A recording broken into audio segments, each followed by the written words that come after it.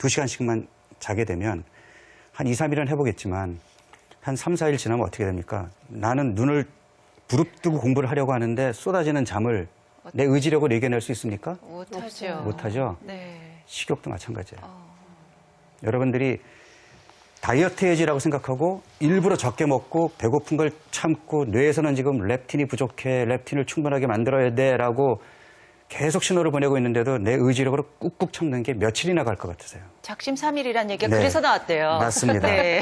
3일 이상 못 갑니다. 3일째 네. 되는 날 냉장고 문 열게 되고요. 네. 예, 밥솥 열어가지고 남은 밥 빡빡 긁어가지고 다 먹게 됩니다. 너무 좋아하세요. 딱 맞는 말씀이래요. 그게 여러분들 의지력 탓이 아니라는 것을 제가 다시 강조하고 싶어요. 그러니까 내 몸이 그렇게 조절 기능이 깨진 거예요. 고장난 거예요. 이제 왜 그러면 그런 조절 기능이 잘 작동이 돼야 되는 조절 기능이 깨졌는지를 찾아야 되겠죠. 자, 렙틴 호르몬의 기능을 망가뜨리는 가장 첫 번째가 뭘까요? 렙틴 기능. 아까 말씀하셨던 스트레스도 네, 스트레스 있을 것 같고요. 또 한번 여러분들이 맞춰보세요. 네? 불규칙한 식사? 불규칙한 식사. 네, 또 폭식? 폭식. 항상 하는 다이어트지만 또 이렇게 문제로 되니까 참 그죠 어렵네요. 네. 예, 성공을 못 해봐가지고. 네, 굉장히 예. 굉장히 많습니다. 예. 굉장히 많은데 일단 직접적으로 렙틴 호르몬의 기능을 떨어뜨리는 대표적인 음식들이 있는데요. 음식. 네, 첫 번째가 과당입니다. 과당.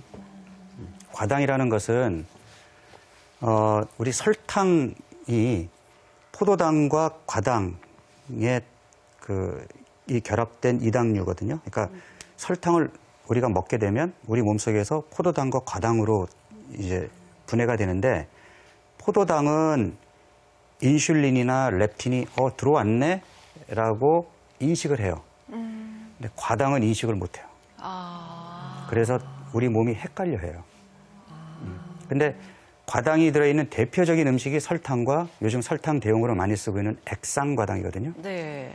그래서 여러분들 음식 밖에서 사 먹을 때 특히 이제 뭐 우리 마실 거리 사 먹을 때 꼭 영양 표기표를 한번 확인해 보세요.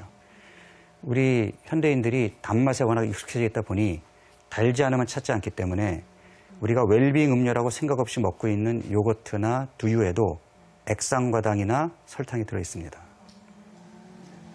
근데 그게 렙틴을 망가뜨리는 원인이 되는 겁니다. 네. 근데 허기를 좀 달래주기 위해서요.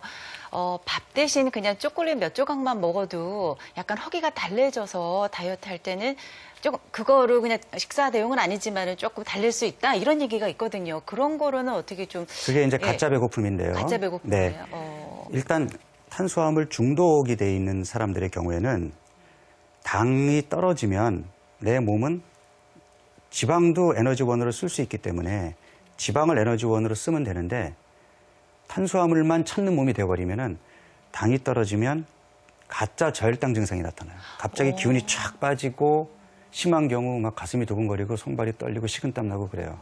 그게 당뇨 환자들이 갖는 저혈당 증상인데 탄수화물 중독이 있는 사람들의 경우에 갑자기 당이 떨어지게 되면 그런 증상이 나타납니다.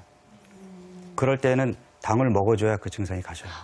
그래서 그것도 먹고요. 또 다방커피라고 있죠. 한 잔만 진하게 타 먹어도 조금 달래지니까 그게 지금 가짜예요? 네. 지금 전형적인 탄수화물 그 중독의 증상을 지금 갖고 계십니다. 저가 그랬다는 거 아니에요. 주위 아줌마들이 그렇다고 얘기를 하는 거예요. 그러게 너무 자세히 알고 계시네. 그러니까.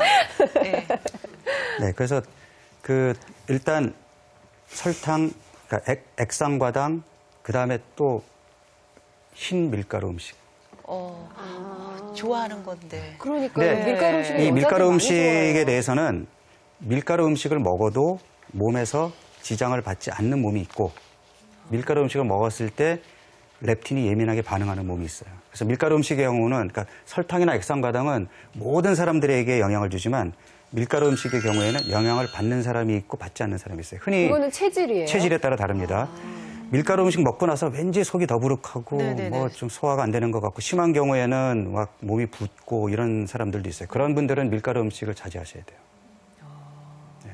그래서 이런 것들이 특히 여성분들에게 렙틴을 망가뜨릴 수 있는 음식이고요. 남자분들은 술. 그래서 다이어트 하는데 나 술은 도저히 못 끊겠으니 술 마셔가면서 다이어트 할래. 100% 실패합니다. 그건 병 주고 약 주고 하는 거죠. 그래서 살을 뺄 때는 무조건 술을 끊어야 돼요. 저도 가끔씩 다이어트를 하는데 저도 살이 잘 찌는 체질이거든요. 렙틴이 잘 흔들리는 몸이라서 가끔씩 다이어트 하는데 저는 2달 동안만 합니다. 근데 그 2달 동안은 좋아하는 술을 맥주 한 모금도 안 마셔요. 네. 왜? 그래야 2달 만에 성공할 수 있으니까. 자, 그렇다면 지금 제가 음식을 말씀드렸는데 이 위에 더 크게 작용하고 있는 거 한 가지가 있는데 그게 바로 스트레스입니다. 맞췄네. 자, 우리 현대인들은 정말 이 스트레스의 연속 속에 살고 있잖아요. 근데 이 스트레스라는 게 우리 원시 인류들은 사냥을 나갔다가 사나운 동물이랑 맞닥뜨렸을 때 그때는 내 목숨이 달린 거니까 죽기 살기로 싸우든지 정말 내 생존을 위해서 죽기 살기로 뛰었다는 거죠.